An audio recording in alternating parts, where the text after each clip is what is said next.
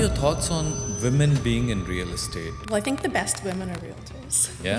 I think that being a woman in real estate is amazing, but it's definitely challenging. Have you ever encountered any harassment or inappropriate behavior from any of your clients or colleagues? I actually had a videographer one time. He was filming one of our events that we were doing, and I think he must have got the idea that I was into him. I commented that he had nice sneakers on, and he actually sent me a really graphic video of something really inappropriate. How many people do you think actually buy through open houses? The statistic is actually less than 1% of homes are sold by an open house. Realtors that are brave love doing open houses because you meet the neighbors. So Okay. you're very likely to meet someone else that wants to sell on the street. Do you think there are any safety concerns for women realtors who are meeting their clients alone? If you're meeting a stranger, I think it's really important to search them and find out who they are. Otherwise, bring somebody with you or maybe choose against that lead. Have you encountered or heard any stories about female realtors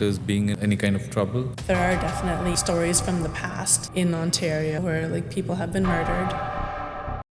Hi, I'm Manish Kapoor tuning in from Canada, and I'm really glad you're here. This is where we sit down with some amazing minds, leaders, creators, and change makers to talk about the things that matter.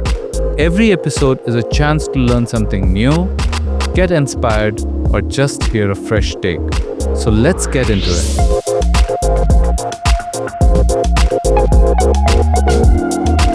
Today's guest is Ashley Shumate, a dynamic and driven realtor who has built a thriving business helping both investors and first-time homebuyers navigate the real estate market across the GTA. As the founder of the Shumate agency, she brings strategy, clarity, and a personal touch to every client relationship, earning her a reputation for results and reliability. In our conversations, Ashley has also opened up about the unique challenges women face in the real estate industry, from safety concerns to being underestimated in the field, and how she's worked to rise above them. Her story is a masterclass in resilience, ambition, and fearlessly chasing what's next. Let's get started.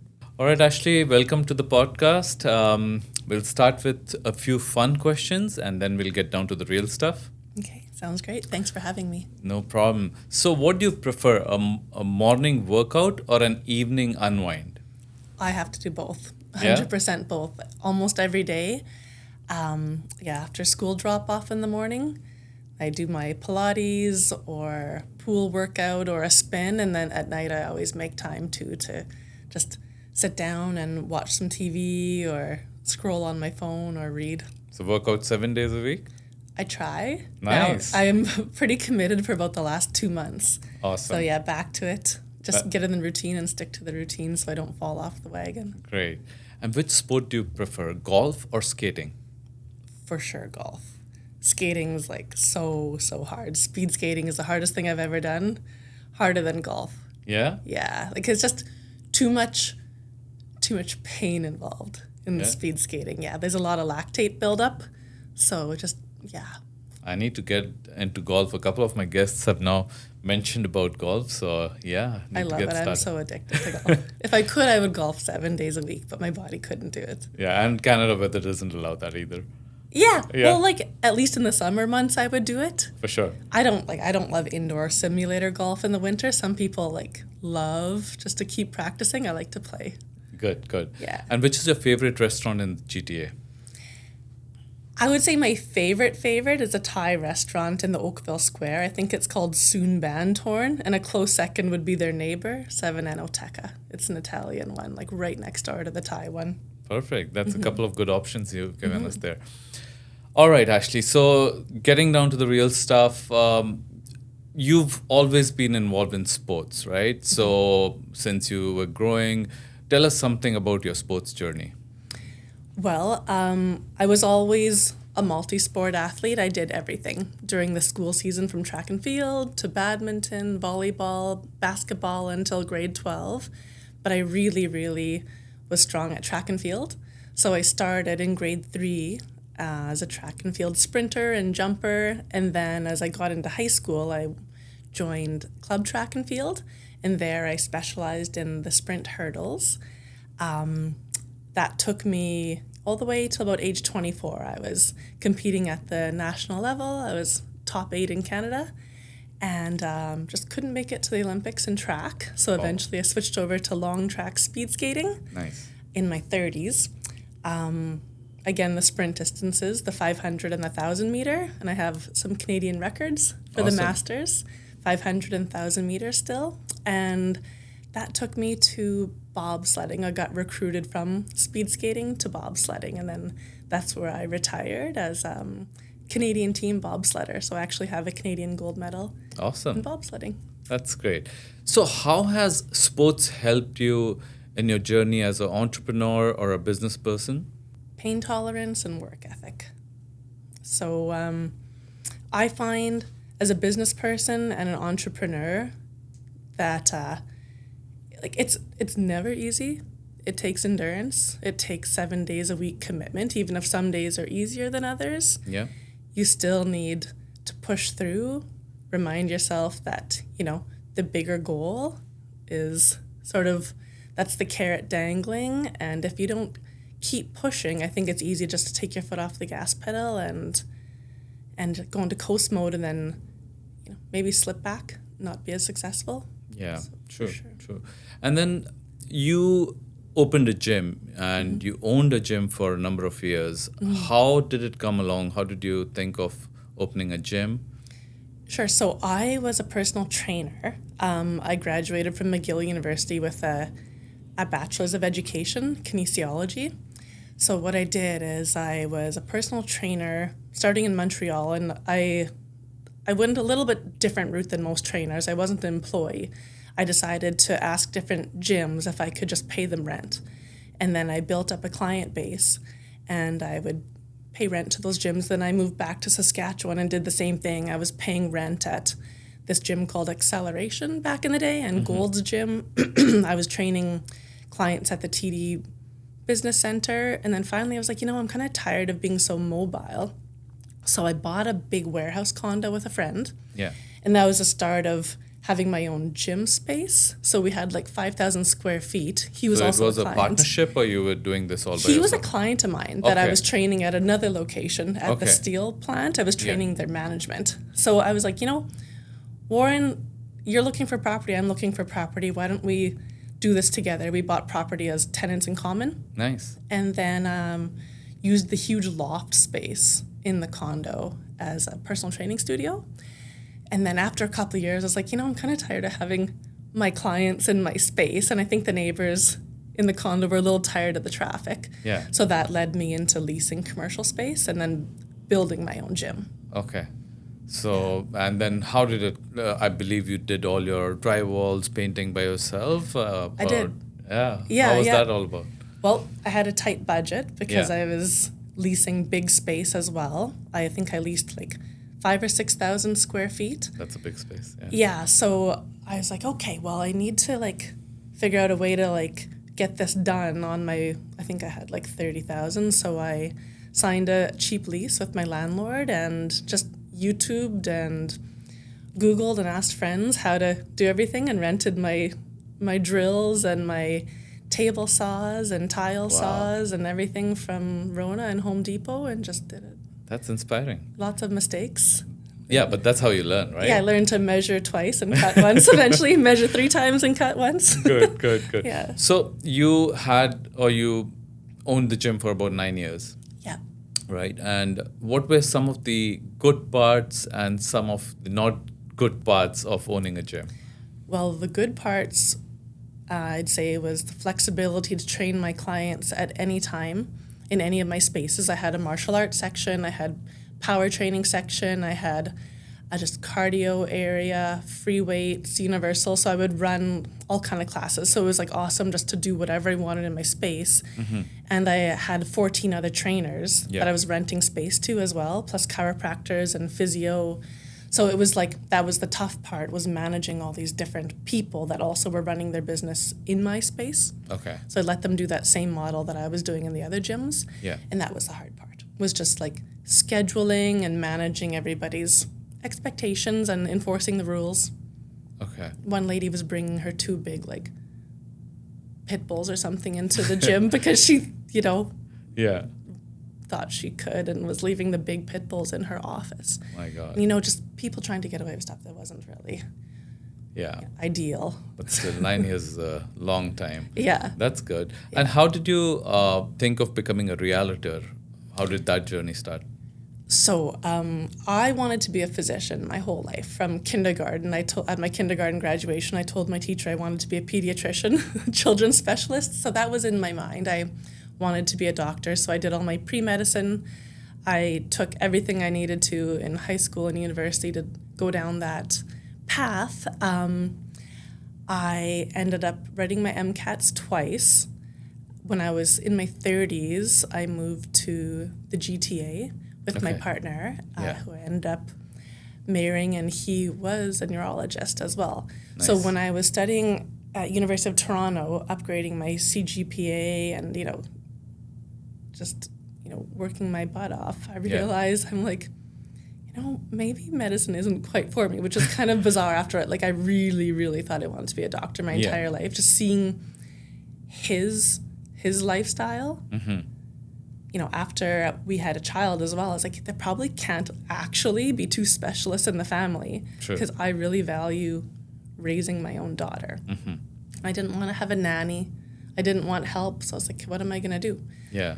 So I was looking at different options, and my mom and my husband were like, you should be a realtor. Like, you've been doing real estate since your early 20s, renting from people, building your own gym, flipping your own properties, landlording them. Why don't you get your real estate license and help other people? So I was like, okay, maybe. Yeah. So I wrote my exams, and then the rest is history. I love it. That's awesome. Did you start at Sam McDadi? I did. You did. And then Sam McDadi is a big brokerage. There are so many realtors in there, right? So, and I think you were the top producer in 2020. How did you get that done? Well, I guess hard work and perseverance. I was reading a book written by Ryan Serhant. I think that's how you pronounce his last name. And I took one thing from that book and ran with it. He said he just never said no to anything. And I literally, every single lead Sam gave me, I took it, whether it was commercial, pre-construction, residential, leases, like any lead. And most of them were leases at that point. But I learned how to do everything and just, built up my book of business and ended up being like a huge amount of deals. So Ashley, which brokerage are you currently with, and how's your experience with them so far? So I'm currently with Harvey Callis Real Estate Brokerage, and they're phenomenal. I've been brokered by Sam McDadi in the past, and Royal LePage, and EXP. And honestly, Harvey Callis has been just amazing. So I hope that's my forever brokerage and my last stop. They're very supportive. They're very kind. They're extremely just honest, genuine people. The leadership is amazing, and I love working with them. So very happy that they found me. They actually recruited me, and I didn't think I was changing from EXP. EXP was pretty awesome, yeah. But when I heard what they had to offer, I was like, okay, sign me up. So That's great. That's great. This episode is sponsored by Kapoor Law Firm, your trusted real estate law firm serving all of Ontario. Whether you're buying, selling, or refinancing a home or business, their expert team can guide you through every step. And here's a bonus for our listeners. Subscribers to this show can receive a one-time coupon for their upcoming closing. Visit thekapoorpodcast.com to claim yours. Actually, there are so many realtors, right, in the GTA. What do you think about the competition as a realtor? I think there was about 100,000 realtors in the GTA, and since we've been slow for the past 3 years, I think we're down to about 70,000 now. But the point is that out of those 70,000, I think only 2% are doing more than 2 to 3 deals a year. So there's actually not a lot of competition. There's enough pie to go around. Yeah. How do the numbers go down? Like, do you stop being a realtor? Do you have to keep doing something every year? Yeah, every year you have to pay your dues to the Ontario Real Estate Association and whatever board you're with, the Toronto Real Estate Association and the Real Estate Council of Ontario. Okay. And there's also continuing education. So I think when times are tough and it's not as easy to do deals, Yeah. like during COVID at the peak of the market when the mortgage rates were 2%, Yeah. we were just taking orders. Now it's hard work. It's a professionals market. Yeah. There's no easy deal right now. So I think a lot of realtors just quit renewing their licenses. I see. Yeah. So that's why the numbers come down. Yeah. Okay, perfect. What are your thoughts on women being in real estate? Do you think it's easy? It's difficult? What are your initial thoughts on that? Well, I think the best women are realtors. Yeah? Yeah, I fully do. I think we are I think overall, we're more emotional. I think in most real estate transactions, they're emotional situations. Oh, yes. So I think we can relate and we can, empathize with the client.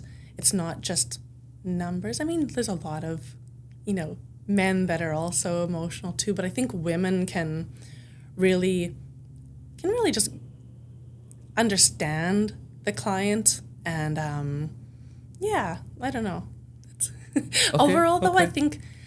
I think that being a woman in real estate is amazing, but it's definitely challenging because even in 2025, women tend to take on like a little more of the family role, taking care of the kids, school drop off and pick up.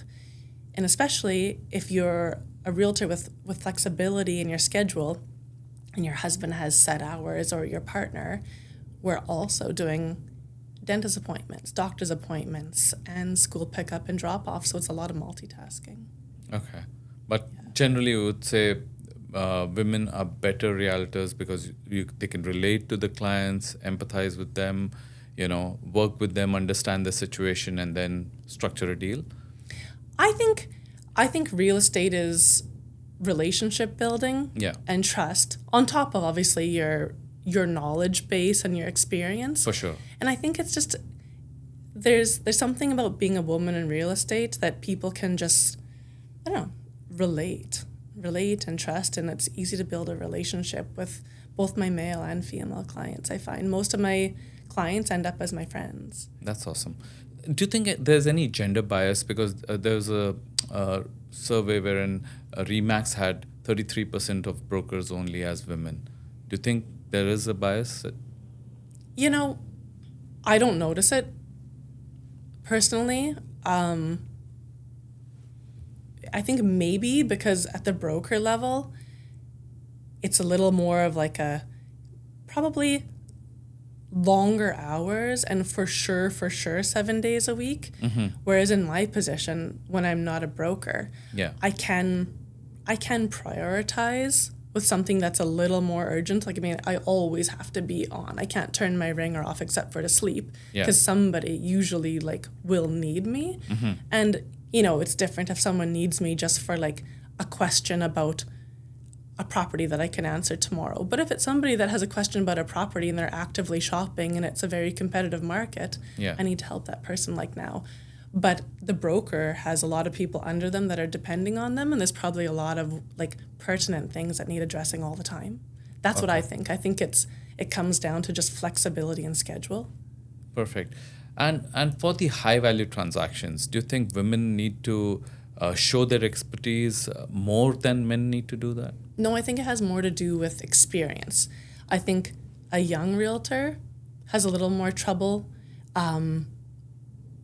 proving themselves compared to a more experienced realtor, probably because, especially in the GTA, they just don't own property yet. So as an owner, it's probably harder to hire somebody to manage your high value asset that hasn't purchased yet, because I think the average age of the first time home buyer in the GTA is 40 now.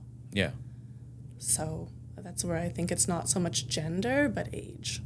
How do clients normally reach out to you? What's the medium? Is it through clients whom you've serviced previously, or maybe you're active in social media, or maybe you're advertised somewhere? Where do most clients reach you out? Most of mine is referral from Okay. my existing clients. Yeah. And then the odd one comes from social media or realtor.ca. But I'm not really heavy on the advertising to buyers. I'm more of a listing agent. So mostly it's my clients repeating or referring me. Have you ever encountered any harassment or inappropriate behavior from any of your clients or colleagues?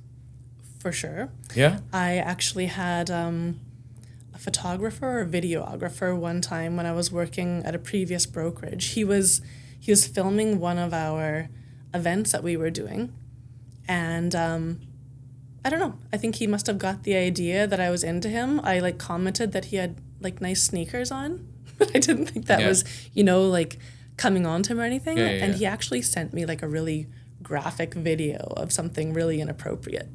So My I God. reported him to the broker, and he fired him, and he told the team about it, which was amazing because if he's sending me stuff like that, he's probably sending a lot of people stuff like that. sure. So yeah, actually, there's stuff like that happens quite often, actually, through social media. I find there's a lot of people that reach out inappropriately Oh, really? through social media. Yeah. Oh my God. So obviously you're experienced now. You said you reported him. For a young female realtor who's coming in, what's the best course, or what is your advice to them? What should they do in such situations? I think it's really important, first of all, to not go anywhere on your own unless you know who you're meeting. I don't think open houses are very safe unless you have somebody there with you because you don't know who's showing up at the door. I actually think open houses are quite dangerous, so I like always advise new realtors to have somebody with them. Yeah. Because literally, like, there can be anybody show up at the door, and you might have a sign-up sheet, but you don't know who's coming. If you have a lead from online, you can vet that person. You can search their name, you can check them out, see if they're on LinkedIn, just, do some background. I didn't know that open houses could be dangerous. Yeah, for sure. Like, actually, I'm nervous doing an open house by myself, so I tend to just not do them because you just don't know who's knocking on the door. Yeah. And it'll just be like a single person knocking on the door, Yeah. and there's no way Yeah. to speak to them through the door before opening it. So I always have my door locked at open house, but I prefer not to do them. An open house is not the best way to sell a home anyway. So open houses, you normally have that sign sheet where you take the IDs and you have the person write out their name and details, right? I believe that's just started 4-5 years back, or it's always been there, because I remember 10-12 years back in the day when I used to do some open houses or visit a property, we never used to fill out a form, but lately we see that you have to fill this. I think for sure, but that's already once they're in the door. I think there should be something before that door is even opened. As a female, for sure, just because like you don't know who's coming in and what their motive is. Right. Okay. That's pretty interesting. So Ashley, how many people do you think actually buy through open houses? The statistic is actually less than 1% of homes are sold by an open house. Oh, really? Realtors that are brave, not me, love doing open houses because you meet the neighbors. So Okay. you're very likely to meet someone else that wants to sell on the street. Okay. So it's a good move to collect seller names or the odd buyer that might not buy the one that they're looking at. Maybe they will, 1% of them do, but maybe you could help them find something else. But if you're a seller thinking you're going to sell your house that way, that's not the way. And I definitely think we need different measures for open houses to make them safer so that realtors want to do them. And with realtor.ca and all these websites coming through, you can look at the property, on your laptop, whatever. Then I think the number of open houses as such has gone down. Is that correct? For sure, because first of all, like in the listing, most of them have an iGuide virtual tour. So the photographer uses his equipment and makes a floor plan where you can see the photo and you click on the photo in the direction you want to go around the home. So you can actually see the home without going in person. And then most serious buyers have an agent, or at least they call the listing agent on realtor.ca and they book a showing. Yeah. Most serious buyers aren't going door to door to open houses. Some of them will start that way, but most don't. Okay. Okay. Perfect. Now, coming back to the female realtors, right? Is it tougher for female realtors vis-a-vis male realtor managing both work and family? Well, there are a lot of stay-at-home dads these days, but still not as many as women. And ultimately, biologically, we still carry the baby for 9 months, which actually is tough to work when you're like a whale. Yeah. You know, it's hard to get up and sit down and breathe and sleep at night. You know, at the end of the third trimester, it's challenging. And then you have a newborn for a while, which unless you have a nanny, you're up throughout the night nursing or bottle feeding or what have you. And then, you know, just managing the schedule with basically, I think, like, until your child's in school, it's tough. It's tough to manage a 7-day-a-week job, plus have small children. And then after, when they're in school and they're home, like, that's usually when the real estate day gets busy, is later in the day as people are winding up their work day. Yeah. That's when your kid's at home. They need your attention. They need help with homework and just playing and, you know, quality time. And the clients also need you at the same time. Yeah. So it's for sure challenging. And how do you manage doing both? So I've started time blocking. I never used to. I think that to be successful at something, you have to give it like 1,000%, just like a sport or Yeah. any startup business. It's pretty hard to, you can't do anything. You can't multitask. This is what I think. I don't think you can be 100% a great mom and 100% a great realtor during your startup years. So I think if you're going to do both, you need help. You probably need family help or a nanny, Yeah. or maybe you just don't have as quick of a start in your career because, you know, the family is super valuable and that time is precious. So yeah, I think getting help is the key. Perfect. So, kind of finding the right kind of people who can help you out with that as well. Do you think there are any safety concerns for women realtors who are meeting their clients alone? What are your thoughts on that? Yeah, like for sure. Yeah. It's different if you know them, but if you're meeting a stranger, I think it's really important to search them, to vet them and find out who they are. Otherwise, bring somebody with you, Yeah. or maybe, you know, choose against that lead. Okay. Especially if it doesn't check out, right? If you can't find who that person is, you know, most normal people, their email's not cryptic, Yeah. right? You should be able to look up your lead. So, say a new female realtor, she gets a message on her Insta or social media that someone wants to work with that realtor. How should one do their due diligence with the client? So the first thing I do is just a general Google search. I also look them up on LinkedIn to see, you know, if they have anything on there. I look up social media. I'll ask my colleagues as well Yeah. if they've known of this person. That's the main thing. And then also just speaking with them and seeing if their story checks out. But Okay. So these are few of the basic things that someone should do. yeah, and then, you know, bringing a friend with you, I think, is as often as you can is super important. Okay, perfect. So if that person wants to meet late in the evening to do a house tour, you know, what should be suggested to that person? I just think rebook it for an earlier time. Like I don't think it's necessary to be doing showings at night. I think most sellers have their showing schedules nowadays set to like 9 a.m. to 9 p.m. Yeah. And, you know, if it's a vacant property, still, even during the day, I probably still wouldn't go alone. Bring a colleague, Okay, bring perfect. your partner. Are there any safety programs offered by ORIA or TREB for the female realtors? I believe there are, and my brokerage is actually doing a safety session over lunch next week. Okay. So I'm interested because I've never been to one, and Yeah. they probably have some good ideas. Okay, perfect. Times are perfect. changing for sure. Have you encountered or heard any such stories, other stories about female realtors being any kind of trouble?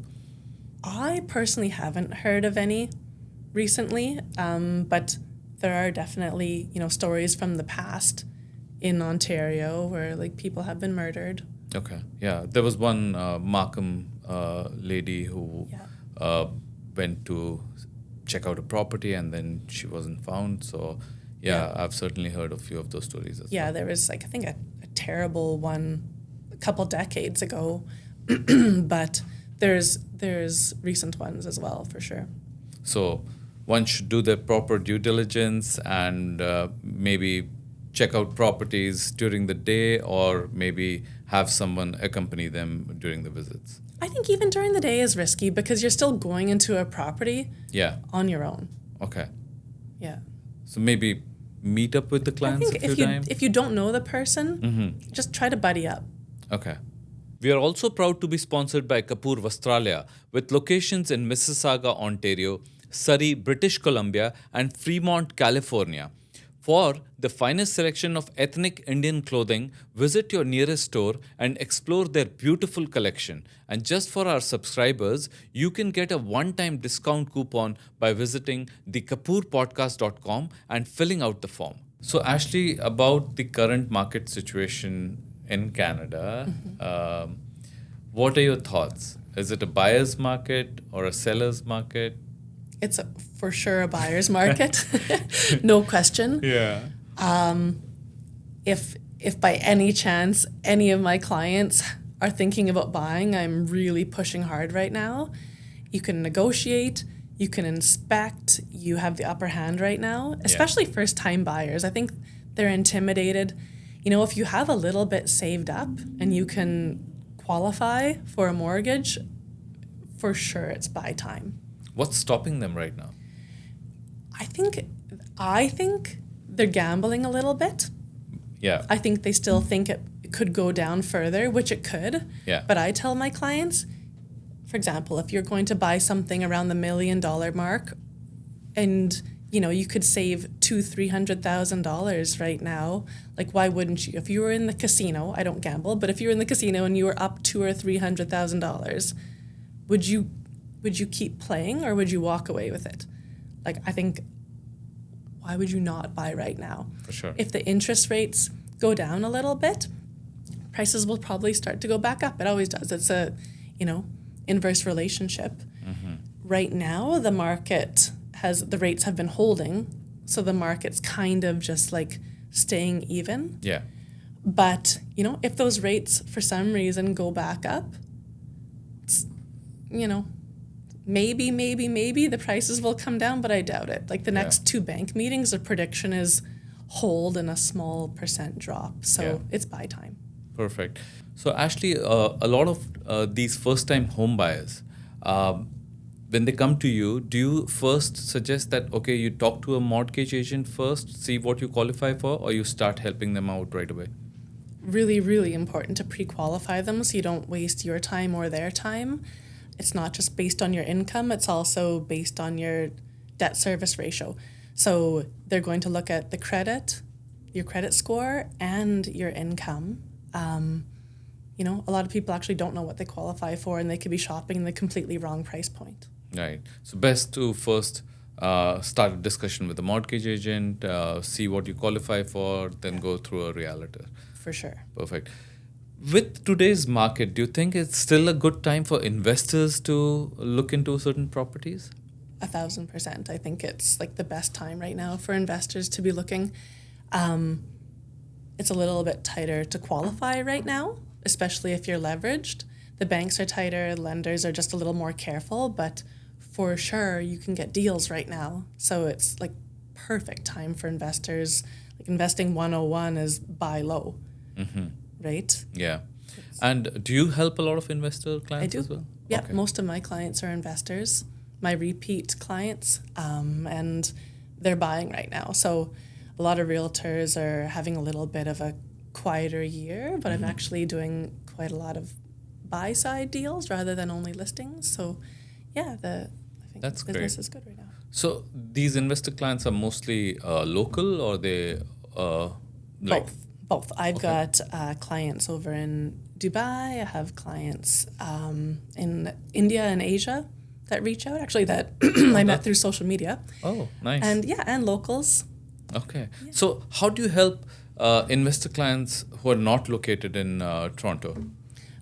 Basically, just, coordinating when to speak because of the difference in time change. Sure. But otherwise, we just look at photos, look at the virtual tours and the videos. I go see them and I report to them because... You go see the properties? Yes, I'll go see the properties for them. Okay. And then just do the deal through DocuSign, which we don't have to be in person anymore to do a deal. You can do things through yourself, right? Nice.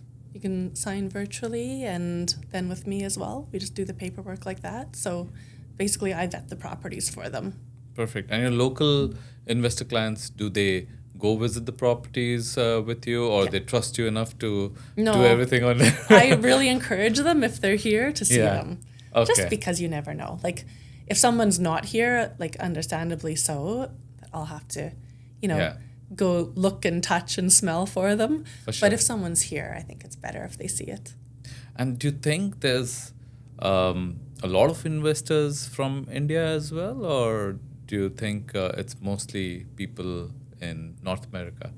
Well, because of the foreign investors tax, there's not as many international investors anymore. For sure. Just because I think it's at 20 or 22% now. Yeah. If you can correct me if I'm wrong. I think it's around 25%. It's really high, right? Yeah. So the government has sort of curtailed that. But that's good for our Canadians. Yeah. That it's dropping the prices. Yeah. A little bit, I think more so due to the mortgage rates being a little higher now. But yeah, I think, there's not as many investors buying internationally as there was before. But there still are. You've been involved in Airbnb as well, right? What are your thoughts on Airbnb? I personally love the platform. Okay. I don't currently have an Airbnb. I purchased a condo in Hawaii, and I was going to Airbnb it. Okay.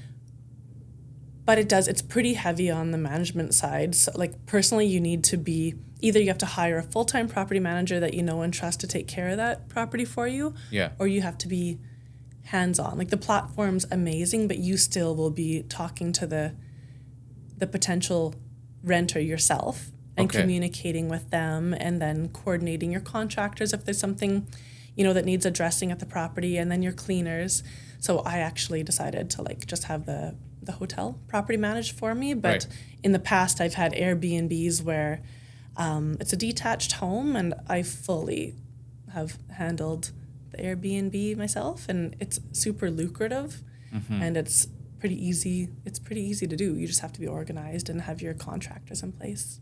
So as an Airbnb host, an independent Airbnb host, how much time and effort would you say you put in? At the beginning, a little more to set up your listing, because it's best if you have a really thorough description and very thorough house rules to be avoiding problems in the first place. Yeah. Great pictures, great videos. It's the setup is a lot, and then it's honestly very, very easy. Okay. That app is perfect. It's very, very user friendly, and the Airbnb company has a number to reach them at if there's any issues or disputes, and there's insurance through it. It's really good. So what happens if a guest comes and damages your property? So I always buy my own insurance as well, but Airbnb also, I think, has up to 2 million, 1 or 2 million, I can't remember, but there's really good insurance through them too. Okay. And I've never had that happen. Okay. Which is strange, because I've had Airbnb for almost a decade. Nice. And I've actually never had anybody come in and destroy my property. You can set the criteria to only allow people that have had only 5-star reviews. Yeah. And then you just absolutely avoid. So as a guests having a 5-star review is really important. Okay. And I, as a host, I set it so that nobody can book my place that doesn't have a 5-star review. Okay. So you, as a host, after the period has finished and the guest has left, you also give them a review. That's right. Okay. So you review your guest and the guest reviews you, and that's like a really important thing in the Airbnb world. Yeah. Because that's how you make sure that you're going to a good, safe place in the first place when you're a guest. Yeah. And then as a host, you make sure that your guests are not problematic that way. Okay, that's good to know. And the insurance part. So does your insurance go up when the insurance provider knows it's being used as an Airbnb? For sure. It's a Okay. little bit more, but they also know Airbnb has coverage. There's other platforms too, like VRBO. There's other short-term rental platforms Yeah. that I don't know if they're as good as Airbnb. They probably are. But for sure, your insurance provider has to know that. Otherwise, if something happens, you probably won't have coverage. But it's not excruciatingly high at all. It's pretty reasonable. Perfect. And someone who's considering putting their property on Airbnb, do you think it's lucrative? It's lucrative for sure, but you have to make sure that your municipality, or specifically if you're in a condo, that your condo board actually allows it. Yeah. Because Most many condos places don't allow it, right? Most condos don't allow it. Yeah. No, there's a few that have been grandfathered in Yeah. that still allow them. Yeah.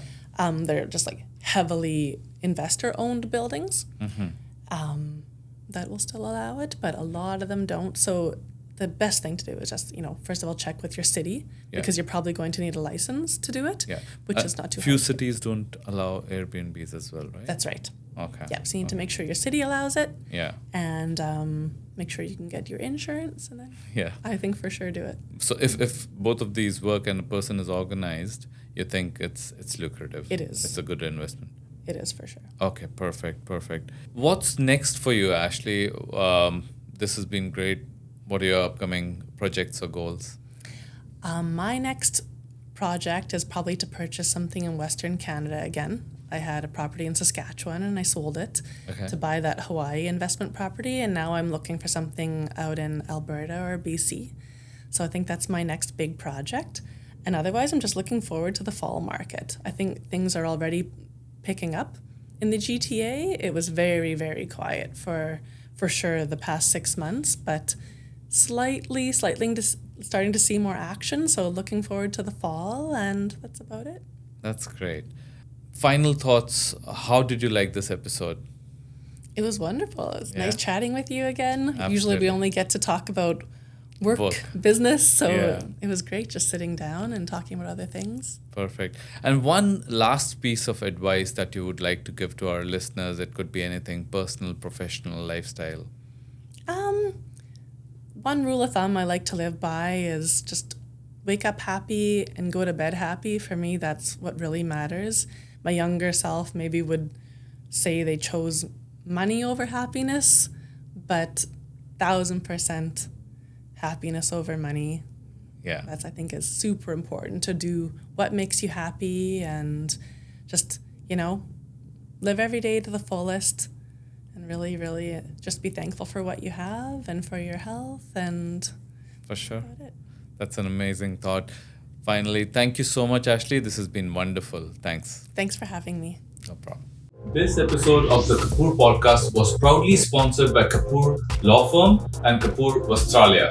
If you are enjoying the show and want a one-time discount code, head over to our website, thekapoorpodcast.com, and fill out the form to receive your subscriber-only discount code. Whether you're looking for legal expertise or premium Indian ethnic wear, our sponsors have you covered. One more request to all of you, please do subscribe to the show and leave a comment to let us know what you think and how we can improve. We'd love to hear from you. Thanks for watching and see you in the next episode.